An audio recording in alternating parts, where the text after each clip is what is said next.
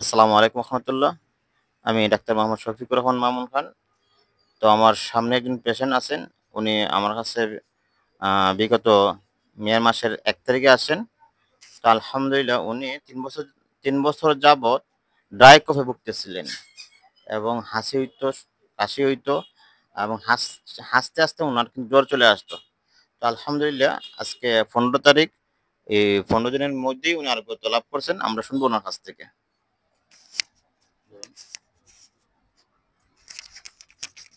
জি, আপনার নাম কি নাম?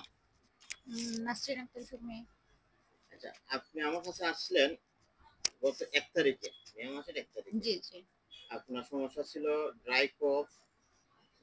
একটানা আপনি আ ০.৫ ঘন্টা কাশতেন। কাশি উঠলে একটানা ০.৫ ঘন্টা হুম, কাশতেন। হুম, হুম। এবং এটা সমস্যা হলো ৩ বছর ধরে। এই সমস্যা কি কমছে? জি, আচ্ছা।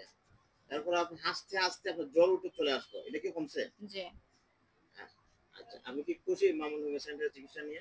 অবশ্যই, অবশ্যই খুশি। কিছু বলবেন মামুন হোমিও সেন্টারের চিকিৎসা কেমন বা আপনার কেমন লাগছে এখানে চিকিৎসাটা? উম অনেক ভালো লাগছে। মানে উনি অনেক সুন্দর ভালো করে বুঝিয়ে চিকিৎসা করেন। আমার কাছে অনেক ভালো লাগছে। শুকরিয়া। হুম, হুম, হুম। আলহামদুলিল্লাহ।